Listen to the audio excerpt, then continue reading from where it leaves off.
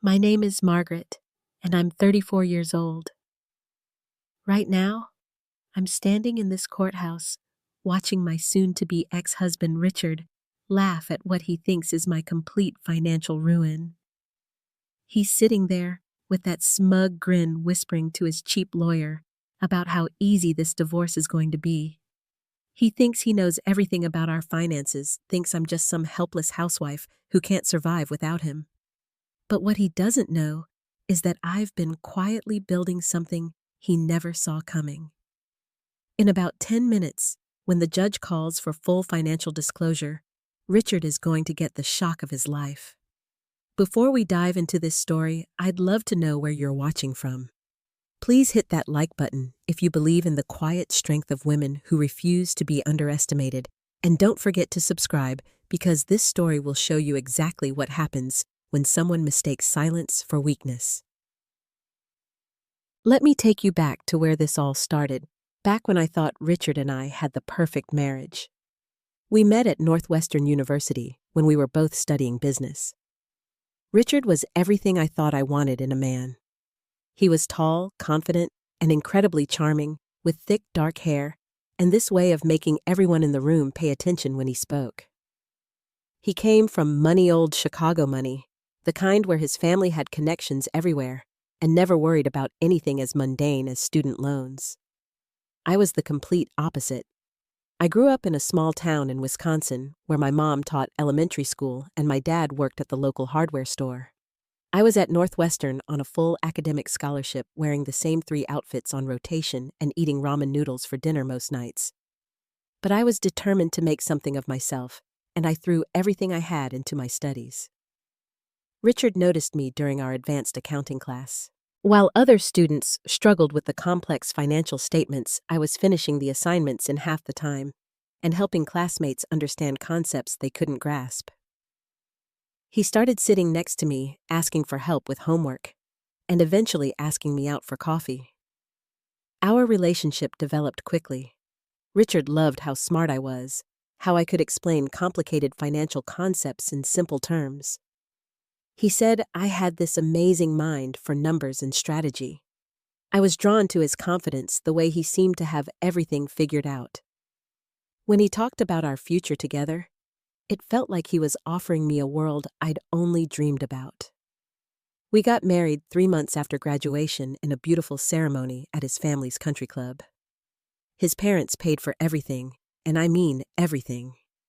The dress alone cost more than my family's monthly grocery budget. I felt like Cinderella swept up into this glamorous life where money was never a concern.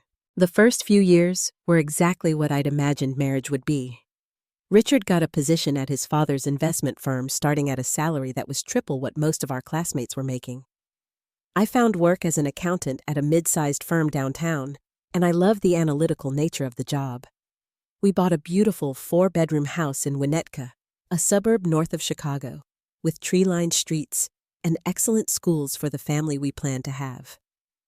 When our daughter Emma was born, Richard and I made the decision that I would stay home to raise her. It made financial sense since his income was more than enough to support us comfortably, and we both wanted Emma to have a parent at home during her early years. I threw myself into motherhood with the same dedication I'd brought to everything else, reading every parenting book I could find, and making sure Emma had every opportunity to thrive. For the first few years of Emma's life, everything seemed perfect. Richard would come home from work with stories about big deals and important clients. We took vacations to Hawaii and Europe, drove expensive cars, and lived in a house that was featured in the local Home and Garden magazine. On the surface, we had achieved the American dream, but somewhere along the way, Richard started to change. It was subtle at first, little comments about how lucky I was to be able to stay home while he worked so hard to support us. He began making decisions about our finances without consulting me, saying that since he was the one earning the money, he should be the one managing it.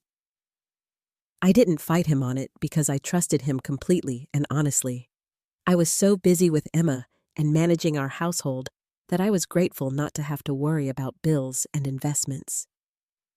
The first real cracks in our marriage started appearing around Emma's 6th birthday. Richard had always been confident, but his confidence was slowly morphing into something uglier. The man who used to praise my intelligence started making cutting remarks about how I spent my days. He'd come home from work and find me helping Emma with a school project or reading to her before bed. And instead of appreciating these moments, he'd make comments like, "Must be nice to play all day while I'm actually working." The comments stung, but I told myself he was just stressed from work. His father had been talking about retiring and handing more responsibility to Richard, and I knew he felt pressure to prove himself worthy of eventually taking over the family business. I tried to be understanding to give him space to work through whatever was bothering him, but Richard's attitude toward me continued to deteriorate. He started saying things like, "You're lucky you have me," and "I don't know what you'd do without me to take care of you." When we were out with friends, he'd make jokes about how I'd forgotten how to function in the real world, how I probably couldn't even balance a checkbook anymore, since I'd been out of the workforce for so long. It was during one of these social gatherings that something inside me snapped. We were at a dinner party with several other couples, and Richard was regaling everyone with a story about how helpless I was with technology. "Margaret still thinks Facebook is complicated," he said, getting laughs from the group. "I have to help her with everything electronic. It's like being married to my grandmother." Everyone laughed, but I felt humiliated. I excused myself to the bathroom and looked at myself in the mirror. Was this really who I'd become? Had I really lost so much of myself that even I believed I was incapable of functioning independently? That night, after Richard fell asleep, I went down to our home office and opened up the laptop I'd bought myself for online shopping and keeping track of Emma's school activities. Instead of browsing retail websites, I found myself researching investment strategies and reading financial news. It had been years since I'd used my business education for anything more complex than budgeting for groceries, but the knowledge was still there, waiting to be awakened. I started small, really small. I had managed to save about $500 over the past year from selling clothes that Emma had outgrown and household items we no longer needed. Instead of adding it to our joint savings account like I usually did, I opened my own investment account using my maiden name. Richard never checked our bank statements anyway. He had automatic transfers set up for all our regular expenses and assumed I spent any extra money on household needs. My first investment was $100 in a technology stock I'd been reading about. The company was developing new software for small businesses, and everything I read suggested they were positioned for significant growth. It was terrifying and exhilarating at the same time. For the first time in years, I was making a decision that was entirely my own. Over the next few months, I became obsessed with learning everything I could about investing. I spent Emma's nap times and the hours after she went to bed reading financial blogs, watching YouTube videos about stock analysis, and checking library books about investment strategies.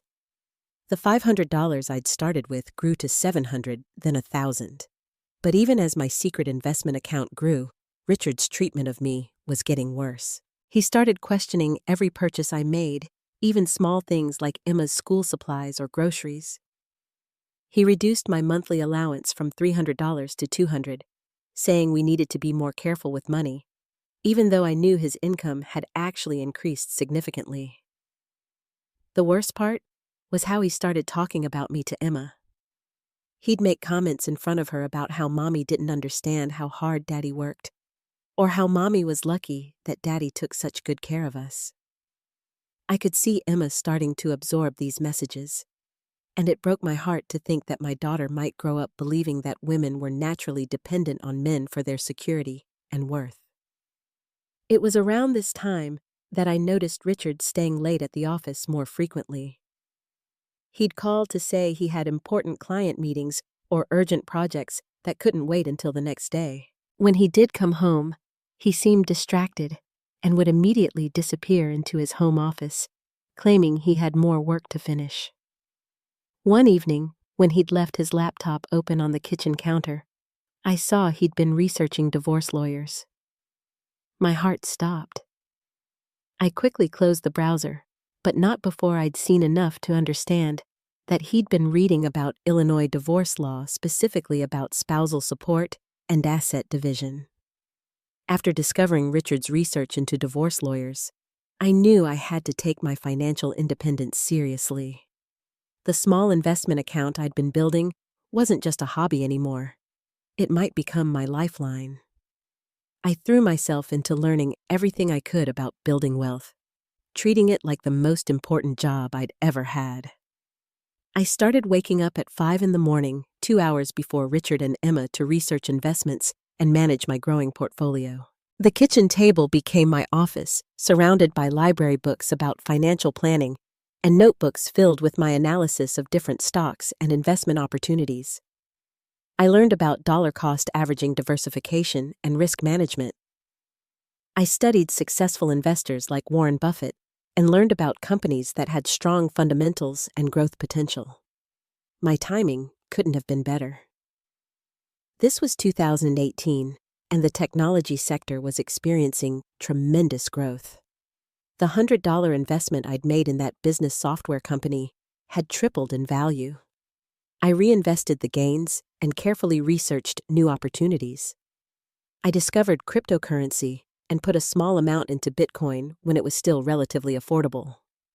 I learned about real estate investment trusts and started building a diversified portfolio that included both growth stocks and dividend-paying investments. Richard, meanwhile, was becoming increasingly hostile. His criticism of me was no longer limited to private moments. He was openly dismissive of me in front of Emma, our friends, and even strangers.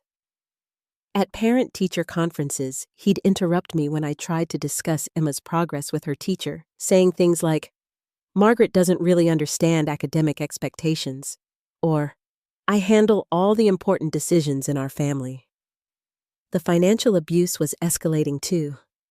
He cut my monthly allowance again, this time down to $150, and started requiring me to show him receipts for every purchase. When I needed money for Emma's school lunch account or to buy her new shoes, I had to present a written request explaining why the expense was necessary. He treated me like a child asking for pocket money, and the humiliation was devastating. But every night after Richard went to sleep, I'd check my investment account and feel a surge of hope. $5,000 became $10,000, then $15,000. I was averaging returns of nearly 30%, significantly outperforming the market. I wasn't just lucky, I was genuinely good at this. All those years of studying business and accounting hadn't been wasted. I still had the analytical skills and financial knowledge that had made me successful in college. I started branching out into more sophisticated investments. I researched emerging markets and put money into international funds. I invested in a startup that was developing renewable energy technology, buying in at the ground floor when their stock was just $3 a share. I learned about options trading and used small amounts to hedge my positions and generate additional income. The most challenging part was keeping everything secret. I had to be incredibly careful about timing my trades and checking my accounts only when Richard wasn't around. I used a different browser, cleared my search history obsessively, and made sure all my investment account statements were sent to an email address Richard didn't know about. About 18 months into my secret investment journey, I hired a private investigator. I know that sounds dramatic, but Richard's behavior had become so suspicious that I needed to know what was really going on. He was working late at least 4 nights a week, taking weekend business trips that seemed unnecessary, and had started paying much more attention to his appearance. He bought new clothes, started working out at an expensive gym, and even got his hair styled at a trendy salon instead of the barbershop he'd used for years. The private investigator's report arrived 3 weeks later, and it confirmed my worst fears. Richard was having an affair with his secretary Jessica, who was 26 years old and had been working at his father's firm for just over a year. The investigator had photos of them at restaurants, entering hotels together, and even kissing in the parking garage of Richard's office building. But the report contained information that was even more devastating than the affair. The investigator had also looked into Richard's financial planning and it was clear that he'd been preparing for divorce for months. He'd been moving money into accounts that only he controlled, claiming they were business expenses or investment opportunities that I wouldn't understand. He'd even consulted with a forensic accountant about how to minimize the assets I'd be entitled to in a divorce settlement. Reading that report was one of the darkest moments of my life. The man I'd loved and trusted for over a decade had been systematically planning to betray me in the most devastating way possible. He wasn't just having an affair. He was actively working to ensure that when he left me, I'd have as little as possible to survive on. That night, I sat in the dark in our kitchen and made a decision that would change everything. I wasn't going to be Richard's victim. I was going to fight back, and I was going to win. My investment account had grown to nearly $50,000, but that was just the beginning. I had knowledge, skills, and most importantly, I had something Richard didn't know about. I was going to use every advantage I had to protect myself and Emma. Over the next few months, I became even more focused and strategic with my investments. I researched tax-advantaged accounts and moved some of my money into retirement funds that would be harder for Richard to claim in a divorce.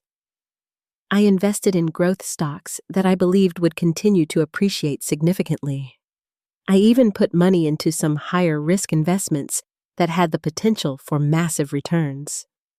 By the time Richard finally made his move, my secret investment portfolio had grown to over $180,000. But I was still living like a woman with no financial resources, still asking permission to buy groceries, and still pretending that I had no idea how to manage money. Richard had no idea that the helpless housewife he was planning to discard had quietly become a more successful investor than he was. The night Richard finally showed his true colors was a Thursday in late October. I remember it perfectly because Emma had just finished her homework and was sitting at the kitchen table working on an art project for school. She was carefully coloring a drawing of our family, and I was helping her choose which colors to use for the background, when Richard walked in, carrying a manila envelope and wearing an expression I'd never seen before. "We need to talk," he said, setting the envelope down on the kitchen counter with a deliberate thud. There was something cold and final in his voice that made my stomach drop. "Can it wait until after Emma goes to bed?" I asked, instinctively wanting to protect our daughter from whatever was coming. "No," Richard said firmly. "This affects her too, so she might as well hear it." Emma looked up from her drawing, sensing the tension in the room. "What's wrong, Daddy?" she asked in her small 8-year-old voice. Richard didn't answer her. Instead, he picked up the manila envelope and pulled out a thick stack of legal documents. "I'm filing for divorce, Margaret," he announced as casually as if he were telling me he'd picked up dry cleaning. "These are the papers." The words hit me like a physical blow. Even though I'd suspected this was coming, even though I'd seen his research and knew about the affair, hearing him actually say it out loud in front of Emma was devastating. "Richard, please," I whispered, glancing at Emma, who had dropped her crayons and was staring at us with wide, frightened eyes. "Not in front of her." But Richard was just getting started. He spread the divorce papers out on the kitchen table right next to Emma's art project and began explaining the terms as if he were presenting a business proposal. "I'm being very generous," he said with a smug smile. "You'll get $500 a month in spousal support for 2 years, which should be plenty of time for you to figure out how to support yourself. I'll keep the house, of course, since you have no way to pay the mortgage.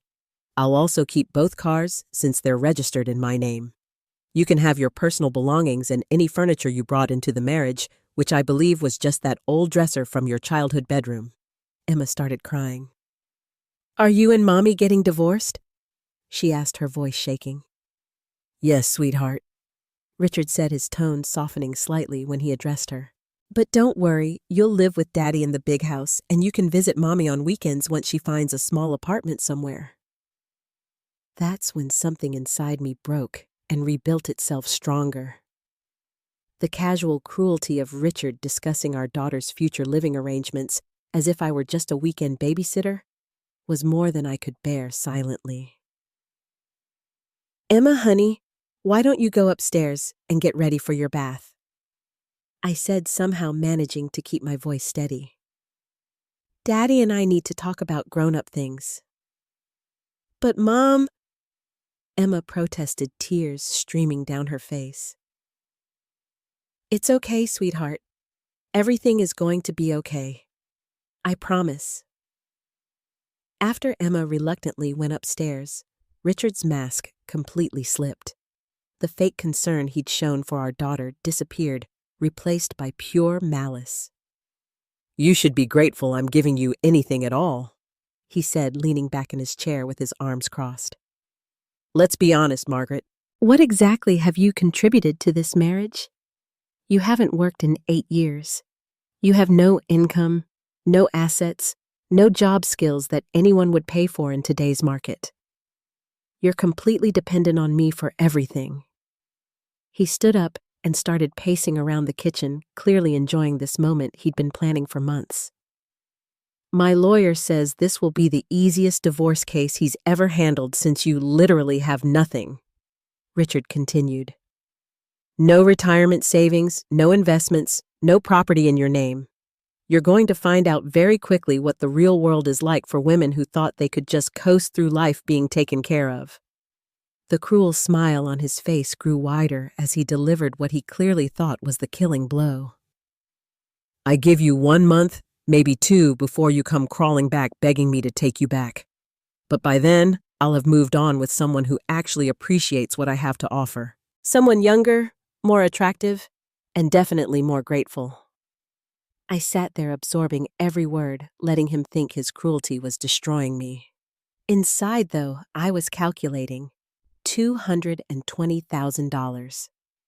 That's what my investment portfolio was worth as of yesterday's closing bell.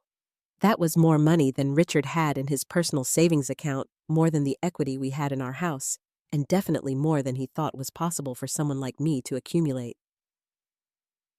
"You're right, Richard," I said quietly, looking down at my hands. "I don't know how I'll manage without you." The satisfaction on his face was disgusting. "Finally," he said. "I was wondering when you'd start being realistic about your situation. Look, I'm not trying to be mean here. I'm just being practical. You're going to need to get a job, probably something entry-level since you've been out of the workforce for so long. Maybe retail or food service. Nothing wrong with honest work." He actually patted my shoulder as if he were being kind by preparing me for my bleak future. "The important thing is that you understand this is happening whether you cooperate or not. My lawyer assures me that since you have no assets and no income, the court will want to wrap this up quickly. No point in dragging things out when the outcome is so obvious." That night, after Richard went to sleep, I called Laura Henderson, the best divorce attorney in Chicago. I'd researched her extensively and knew she charged $500 an hour, which was exactly why I'd chosen her. When I told her I could pay her $10,000 retainer fee up front, she agreed to meet with me the next morning. Walking into Laura Henderson's law office felt like stepping into a different world. Everything about the place screamed success and competence, from the marble floors to the original artwork on the walls. Laura herself was exactly what I'd expected: sharp, professional, and intimidating in the best possible way.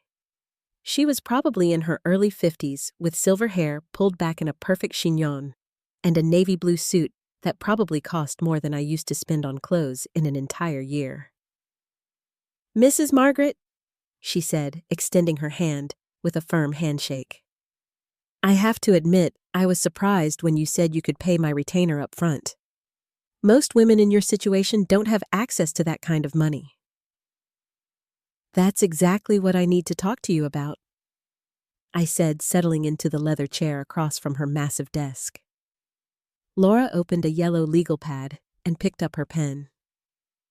Tell me about your marriage and what's led to this divorce.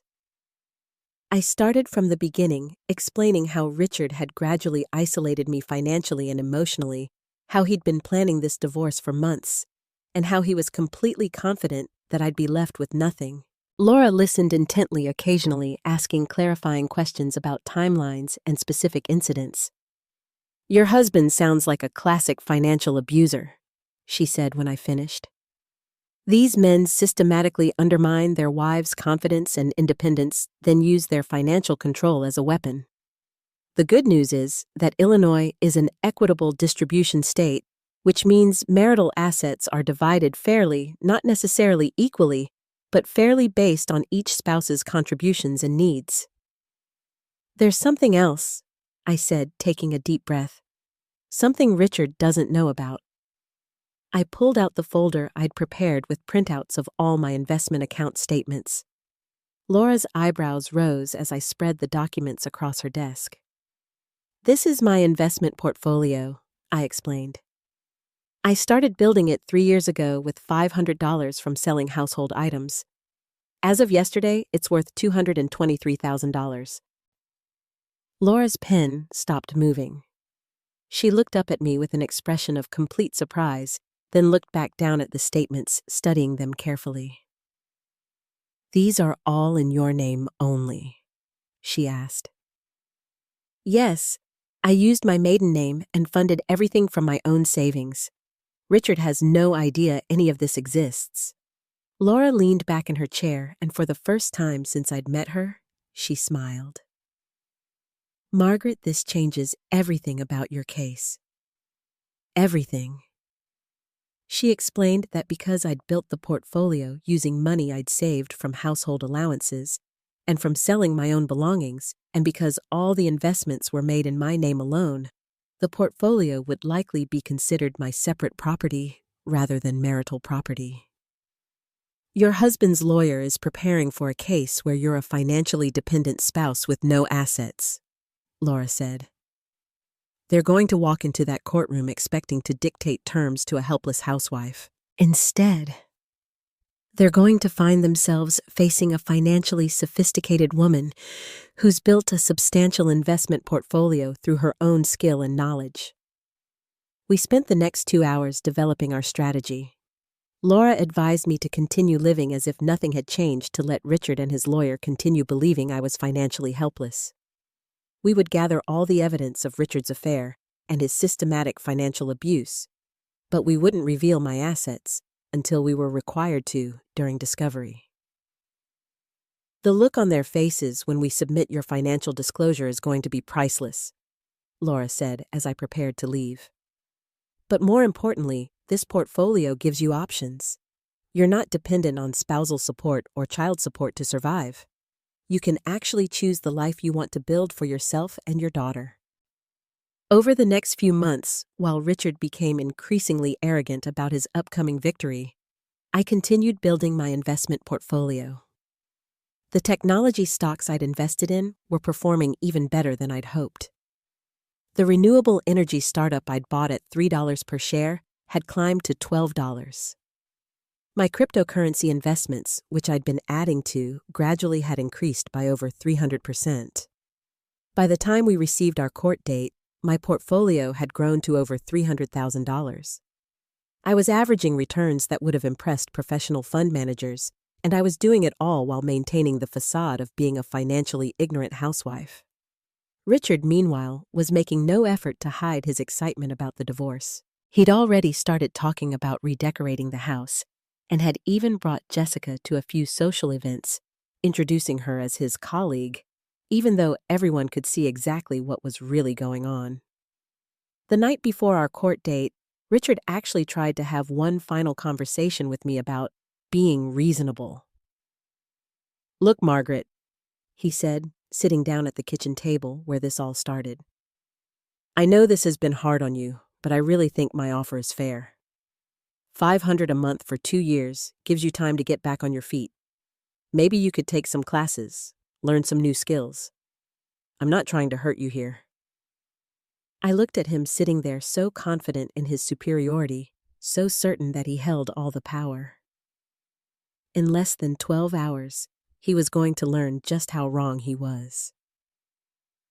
"I appreciate that, Richard," I said. "I know you're trying to be fair."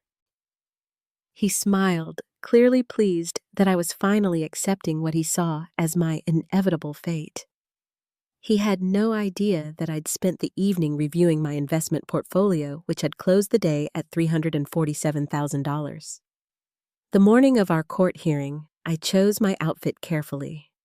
I wanted to look professional, but not wealthy, competent, but not threatening. I settled on a simple navy blue dress and my grandmother's pearl earrings, the only jewelry of any value that I'd brought into the marriage. Richard, on the other hand, was dressed like he was going to a business meeting where he expected to close a major deal. His confidence was radiating off him in waves. We arrived at the courthouse separately. Richard came with his lawyer, Mike Patterson, a guy he'd known since college who specialized in small business law and had never handled a complex divorce case. I could see them talking and laughing near the courthouse steps, clearly expecting this to be a routine matter. I met Laura in the hallway outside the courtroom. She was carrying 2 large briefcases and had brought an associate with her, a young woman named Sarah, who specialized in complex asset division cases. "Are you ready for this?" Laura asked. "I've been ready for months," I replied, and I meant it. Judge Patricia Williams was exactly the kind of person you'd want presiding over your divorce case.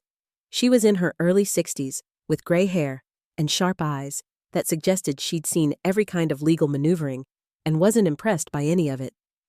I'd researched her background and knew she had a reputation for being particularly tough on attorneys who came into her courtroom unprepared or who tried to steamroll the opposing party. The hearing began with Mike Patterson presenting Richard's case. He stood up confidently and began what was clearly a prepared speech about how his client had been the sole provider for the family and how I had no income, no assets, and no realistic ability to support myself. "Your Honor," Patterson said, "my client has been extraordinarily generous in offering Mrs. Margaret spousal support of $500 per month for 24 months. Given that Mrs. Margaret has been out of the workforce for 8 years and has no independent assets or income, we believe this is more than fair compensation while she transitions to self-sufficiency." He went on to detail Richard's income, his assets, and his contributions to the marriage, painting a picture of a successful businessman married to a woman who had contributed nothing financial to their partnership. "Mrs. Margaret will need to find employment likely in an entry-level position given her lengthy absence from the workforce," Patterson continued. "My client is prepared to maintain full custody of the minor child as he has the financial stability to provide for her needs." Throughout this entire presentation, Richard was sitting next to his lawyer with a satisfied smile on his face. Occasionally, he'd glance over at me with an expression that clearly said, "I told you so." When Patterson finished, Judge Williams turned to Laura. "Counselor Henderson, please present your client's position." Laura stood up slowly, deliberately. "Thank you, Your Honor. Before we respond to opposing counsel's characterization of this case, I'd like to submit my client's financial disclosure for the court's review." She handed a thick folder to the court clerk, who passed it to Judge Williams. Sarah, Laura's associate, handed identical folders to Mike Patterson and Richard. I watched Richard's face carefully as he opened the folder. At first, he looked confused, flipping through pages as if he couldn't understand what he was seeing. Then, his expression changed to disbelief, then shock, then something approaching panic. "What is this?" he whispered loudly enough for everyone to hear. Patterson was studying the documents with growing concern. "Your Honor, we're going to need a moment to review these documents. You weren't expecting what, Counselor?" Judge Williams asked sharply. "You weren't expecting the opposing party to comply with discovery requirements and provide complete financial disclosure?" Laura smiled slightly. "Your Honor, my client has provided a complete accounting of her investment portfolio, which she has been building independently for the past 3 years. As you can see from the documentation, Mrs. Margaret has demonstrated exceptional financial acumen, growing her initial investment of $500 into a diversified portfolio now worth approximately $350,000. Judge Williams was studying my financial statements with obvious interest. "These are impressive returns, Mrs. Margaret. Can you explain your investment strategy?" This was the moment I'd been preparing for. I stood up and walked to the podium, feeling more confident than I had in years. "Your Honor, I began investing 3 years ago using money I'd saved from household allowances and from selling personal items. I researched individual stocks, focusing on technology companies and emerging markets. I also invested in cryptocurrency and real estate investment trusts. I reinvested all profits and maintained a diversified portfolio to minimize risk while maximizing growth potential." I explained my investment philosophy, my research methods, and my decision-making process. With each sentence, I could see Richard's face getting redder and his panic growing more obvious. "Your Honor," I continued, "I want to emphasize that every dollar invested came from my own savings and was invested in accounts solely in my name. My husband had no knowledge of these investments and provided no funding for them." Judge Williams nodded approvingly. "And your returns have averaged what percentage annually?" "Approximately 32%, Your Honor, significantly outperforming major market indices." Richard couldn't contain himself any longer. He stood up abruptly, ignoring his lawyer's attempts to pull him back down. "This is impossible," he shouted. "She doesn't know anything about investing. She can't even use a computer properly. She's just a housewife." Judge Williams fixed Richard with a stare that could have frozen fire. "Mr. Richard, you will sit down and remain silent, or I will hold you in contempt of court. Your attorney will speak for you." Patterson looked completely lost. He clearly had no idea how to handle this development and was frantically flipping through the financial documents, trying to find some angle to challenge them. "Your Honor," Patterson stammered, "surely these assets should be considered marital property since they were acquired during the marriage." Laura was ready for this. "Your Honor, Illinois law is clear that property acquired by one spouse through their own efforts using their own separate funds remains that spouse's separate property. Mrs. Margaret used money from her personal savings and from the sale of her own belongings to fund these investments. Mr. Richard had no involvement in any investment decisions and provided no funding." She continued, "Furthermore, we have evidence that Mr. Richard has been systematically financially abusing my client, reducing her household allowance, and requiring her to account for every purchase. We also have evidence of Mr. Richard's extramarital affair and his deliberate attempts to hide marital assets in preparation for this divorce." Laura presented photos from the private investigator showing Richard with Jessica, along with financial records showing how he'd been moving money into accounts that only he controlled. Judge Williams spent several minutes reviewing all the evidence. The courtroom was completely silent, except for the sound of pages turning and Richard's heavy breathing. Finally, Judge Williams looked up. "Based on the evidence presented, this court finds that Mrs. Margaret's investment portfolio constitutes her separate property and will remain entirely under her control. Furthermore, given Mr. Richard's affair and his attempts to conceal marital assets, this court awards Mrs. Margaret primary custody of the minor child." Richard's face had gone from red to pale white. "Your Honor, this can't be legal. She's been hiding money from me. Mr. Richard," Judge Williams said sternly, "your wife was under no obligation to inform you of investment accounts funded entirely with her own money. You, however, were required to disclose all assets during discovery, and you failed to mention several accounts totaling nearly $75,000 that you've been hiding." The final terms were even better than I'd hoped. I kept my entire investment portfolio, received half of the equity in our house when it sold, and was awarded primary custody of Emma, with Richard paying $1,500 per month in child support. The spousal support that Richard had so generously offered me, Judge Williams didn't award me any because I clearly didn't need it. Walking out of that courthouse was one of the most surreal experiences of my life. 3 hours earlier, Richard had been completely confident that he was about to destroy my life and leave me with nothing. Now he was standing on the courthouse steps, looking like he'd been hit by a truck while I was walking away with my financial independence intact and my daughter's future secure. Richard made one last desperate attempt to assert control as we reached the parking area. He grabbed my arm and pulled me aside away from the lawyers and courthouse staff. "This isn't over, Margaret," he hissed. "You can't do this to me. I built our life. I provided everything we had. You can't just take my daughter and disappear." I looked at him calmly, feeling none of the fear or intimidation that his anger used to inspire in me. "Richard, Emma is our daughter, not your daughter. And I'm not taking her anywhere. We're going to build a good life together the same way I built my investment portfolio. Carefully, thoughtfully, and successfully." "You think you're so smart?" He continued, his voice getting louder. "You think you've won something here, but you'll see. You can't survive without me. You'll come crawling back within 6 months begging me to take care of you again." That's when something shifted inside me completely. I realized that I felt sorry for Richard.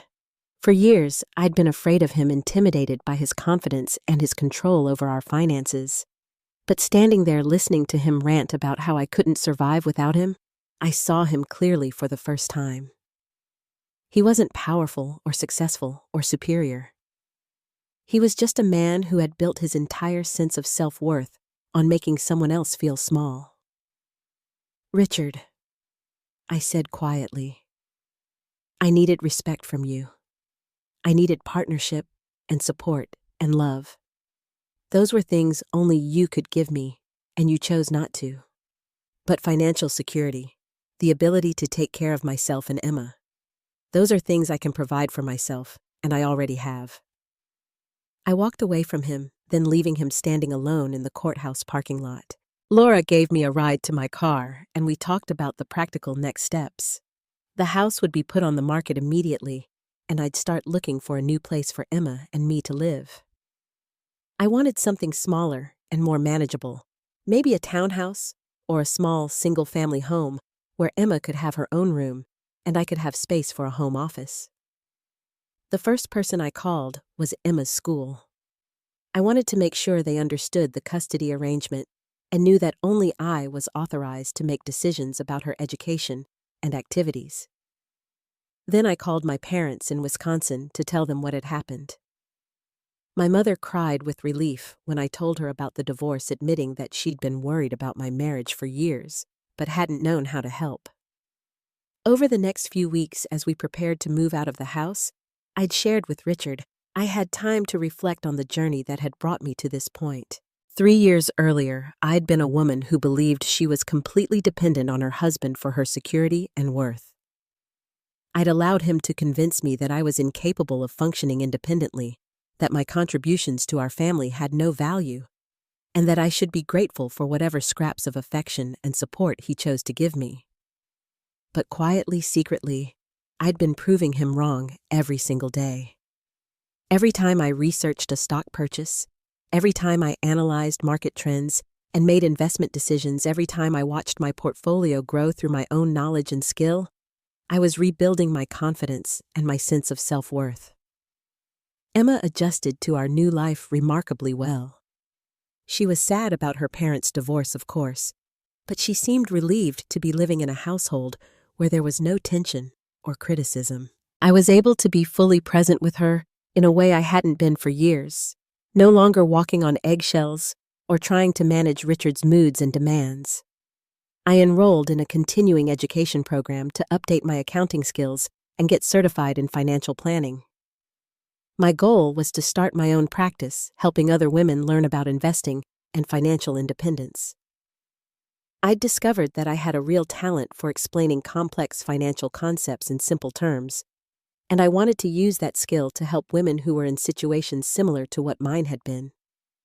6 months after our divorce was finalized, my investment portfolio had grown to over $400,000. The renewable energy startup that I'd invested in early had been acquired by a major corporation, and my shares had increased in value by over 800%. I'd also started investing in real estate, purchasing a small duplex that I rented out for additional income. Richard, meanwhile, was struggling. His affair with Jessica had ended badly when she left him for someone closer to her own age. His father had decided to delay his retirement after Richard's divorce became the subject of gossip in their business circles.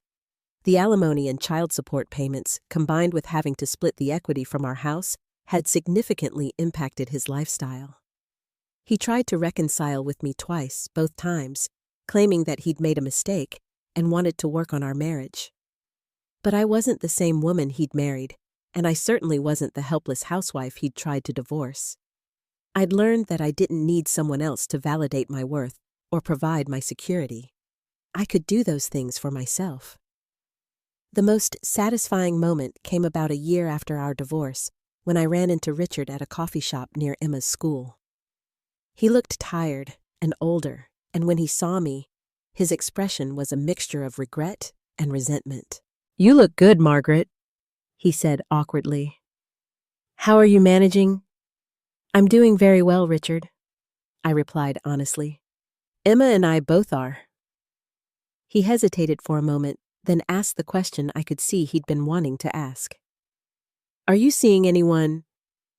"I'm focusing on Emma and my business right now," I said. "I'm not looking for someone to take care of me if that's what you're asking." About 6 months later, I did start dating again. I met David at a financial planning conference where I was speaking about investment strategies for women. He was a fee-only financial advisor who specialized in helping people recover from financial setbacks, and he was genuinely impressed by my success as an independent investor. What I loved about David was that he treated me as an equal partner from the very beginning. He asked for my opinion on investment strategies, respected my expertise, and never once suggested that I was lucky or that my success was somehow accidental. When we talked about the future, it was always in terms of what we could build together, not what he could provide for me. Emma loved David too, partly because he treated her mother with the respect and admiration that she deserved.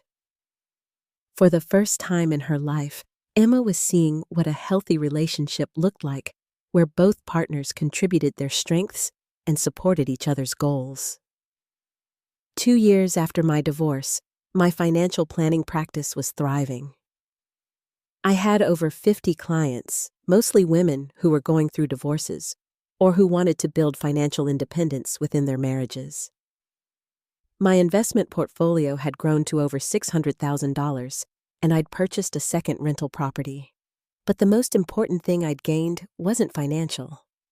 I'd learned that my worth wasn't determined by someone else's opinion of me. I'd discovered that I was capable of much more than I'd ever imagined, and that the skills and intelligence I'd always possessed were valuable and marketable.